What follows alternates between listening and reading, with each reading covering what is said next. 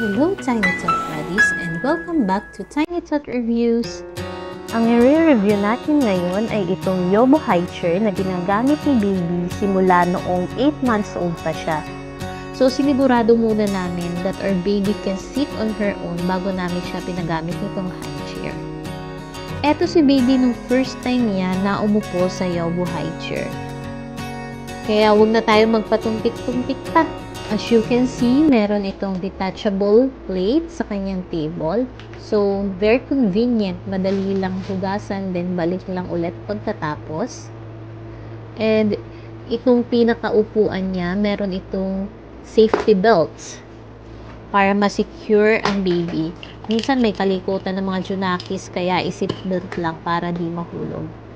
At ito, meron din siyang removable cover para itong fox leather, yung texture niya. Kaya, hindi siya dumihin at napakadaling linisin. Wipe lang.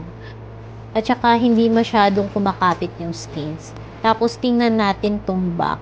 Ganito yung tela niya sa likod. Tapos, kita nyo naman doon sa tahi, meron itong cushion, which makes it comfy para sa junakis natin.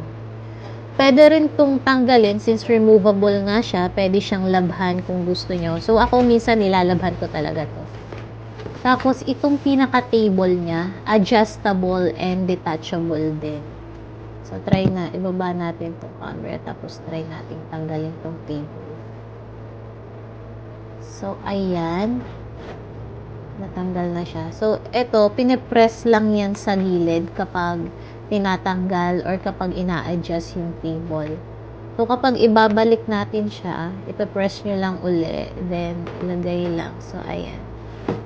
So, ganun lang siyang kadaling tanggalin at ibalik. Tapos, tingnan natin dito sa may bandang baba. Meron itong washable and also detachable storage. Medyo malaki siya, so marami na ding stops malalagay nyo dyan. Tapos, ito, sa gilid. This indicates na adjustable yung legs ng high chair. So, pwede siyang maging mababa lang na chair or ganyan na as is na high chair. And itong pinaka-shoe niya, detachable din yan. And by the way, meron itong pinaka-stopper dito sa may upuan, which can prevent our baby from sliding out. So, hindi basta-basta mahuhulog si baby kasi nga meron itong stopper. Tapos ito, tingnan nyo itong backrest niya. Adjustable yung yung backrest niya. Pwede siyang i-slant, depende kung gaano ka-slant nyo siya gusto.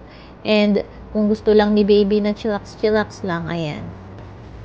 And then, dito sa likod siya ina-adjust. Ito, ipipress lang yan. Yan. Pag pinipress siyang ganyan, nagiging adjustable yung backrest.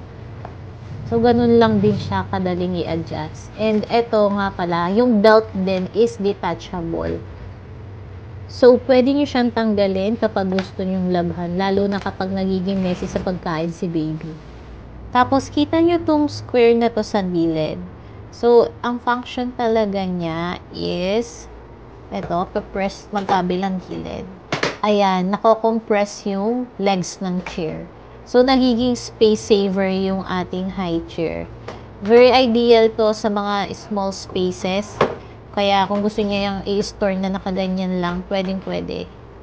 So, ito, tingnan natin siya pag naka-space saver mode. Ayan, diba? By the way, itong table ni Yobo ay foldable din. So, let me show you kung paano fino-fold itong table.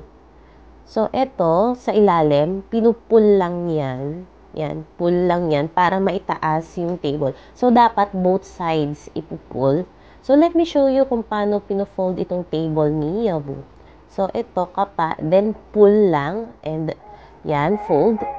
Yan, space-saving mode na yung ating Yobo high chair. So, ayan, both table and legs are foldable. At doon nga pala sa ilalim nung pinakapaa niya, meron itong small rubber. So, tingin ko ang function ng rubber na to is para hindi dumulas yung pinakapaa ng high chair sa mga dudulas na floors. Siyempre, merong mga floors na sobrang dulas. So, it helps para maging steady yung ating high chair. And eto, meron din siyang warning para sa safety ng mga baby. So, basahin nyo na lang dyan itong warning ni Yobu.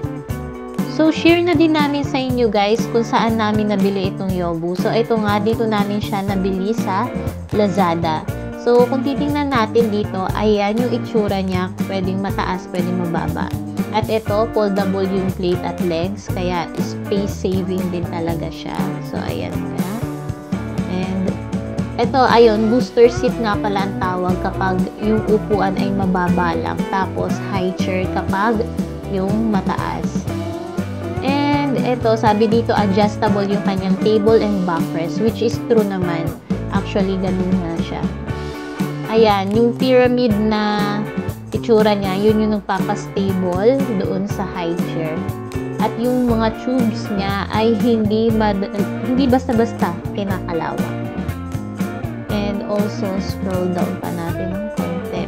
Ayan, as you can see, detachable yung kanyang plate. So, yung taas, pang food, yung baba, pwedeng pang toys or kapag nilalaro sila.